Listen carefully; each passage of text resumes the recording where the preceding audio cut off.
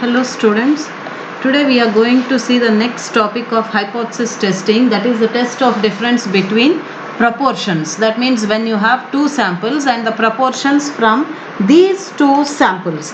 So here this is similar to what we have done with large samples for a single sample. So already we have done this P1 in single sample. Now the same thing we are doing for two samples. As in earlier problems, the only difference will be in the step standard error. That is standard error only. You have a different formula for this finding standard error. The remaining steps will be the same. So the first step will be here null hypothesis H naught such that P1 equal to P2. Always in null hypothesis you take the proportions are same, and depending upon the problem you have to write the alternate hypothesis, whether it is not equal to, that is not a P1, you have to take P1 not equal to P2 or not equal to or less than or greater than, depending upon the problem, and alpha value will be given, and from the Z table, depending upon the value of alpha, you have to find the value of Z from the table. The only difference here is in finding the standard error of difference between two populations. For this, first you need to find P cap. So what is this P cap? You call this as the overall proportion of success in two populations. Actually, you have two populations. So you have P1 bar, which is the proportion from sample 1. This is the proportion from sample 1. Same way P2 will be the proportion from sample 2. So here you have two values, P1 bar, P2 bar. So you have, for the calculation you need to take the overall value. So this P cap is the overall proportion, that is the overall proportion of success of two populations. So P1, P2 you are combining and you are calculating P cap with N1 P1 bar plus N2 P2 bar by N1 plus N2, and we already know Q is 1 minus P. Same way Q cap will be 1 minus P cap, and this is the standard error. So standard error of difference between proportions is square root of P cap Q cap, whatever you get here, into 1 by N1 plus 1 by N2. Then same way standardizing the sample statistic, you have to standardize the sample statistic. So that is again Z equal to P1 bar minus P2 bar minus P1 minus P2 H naught, that is assumed proportion. You don't have any difference between null hypothesis proportion. So normally this value will be again 0. This value will be 0 divided by standard error. So P1 bar, P2 bar will be given in the problem and divided by standard error. So whatever value you get here for Z, compare this Z with Z from table.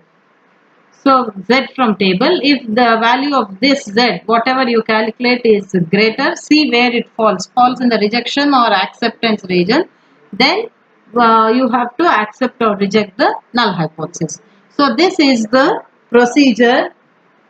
This is the procedure of the problem of null hypothesis. So now we'll see the problem here. So the problem here is,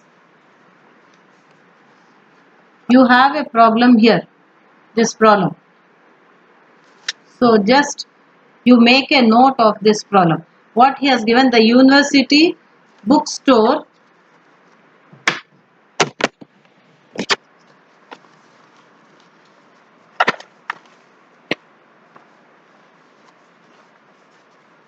So here the university bookstore is facing significant competition from off-campus bookstores, and they are considering targeting a specific class in order to retain student business. So they have a competition from other bookstore. So the bookstore randomly sampled 150 freshmen and 175 sophomores. They found that 46% of the freshmen and 40% of sophomores purchase all of the textbooks at the university bookstore. So at alpha he has given, is there significant difference in the proportion of freshmen and sophomores who purchase entirely at the university bookstore? So he is asking at the last, see at the last he is asking, is there any significant difference so between these two books purchased? So he didn't ask whether this is the freshman is greater than sophomores or freshman is less than sophomores. He's just saying, is there any significant difference? So the null hypothesis from the given problem, what we have here is, you have two samples, one is 150, other is 175. So n1 is 150, n2 is 175 here.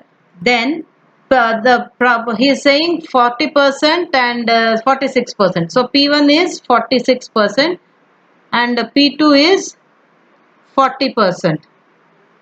So alpha he has given. This is the given data. So always in a null hypothesis you assume P1 equal to P2. So we assume P1 equal to P2. So the null difference is there is no significant. He is asking, is there any significant difference? So we take always it is equal. So you take that if you don't have any significant difference, you don't have any significant difference between these two purchase of the bookstores. So next, is there any significant difference is asking. So if your null hypothesis is equal to, if it you are assuming there is no significant difference, so immediately your alternate hypothesis will be not equal to. There is, he didn't ask greater than or less than, he is asking is there any significant difference. So this is not equal to, and because this is not equal to, it is a two-tailed test and alpha is given.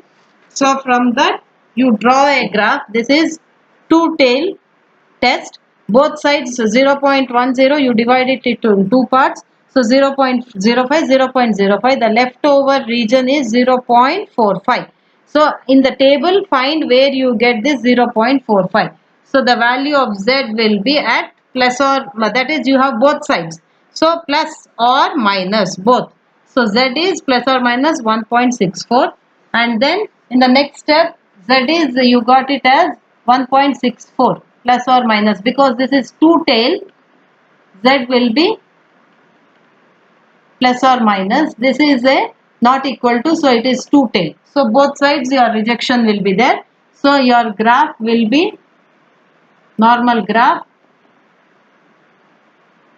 So this is 0.45, because 10 you are dividing it into 2, 0.05, 0.05. The leftover will be 0.4545. So your Z value is plus or minus 1.64.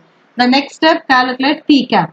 You have N1, N2, P bar, P1 bar, P2 bar, 40%, 46%, 0.46 is 1, 0.40 is 1. Calculate this Q cap. Then calculate standard error with this formula. Then find this Z in the next step. So sigma cap P1 bar minus P2 bar.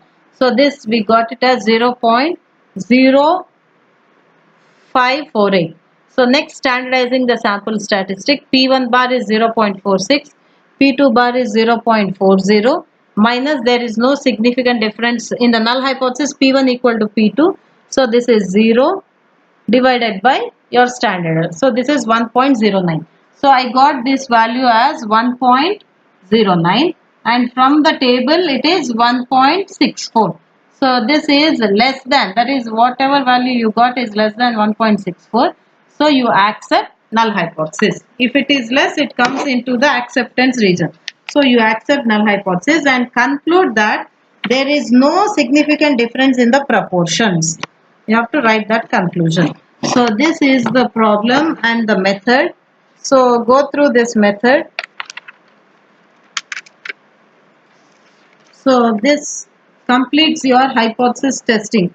In the tomorrow's class, I will tell you what is chi-square test. If I finish this chi-square test, this unit will be finished. Chi-square test, you have two methods. Tomorrow's class, I will tell you.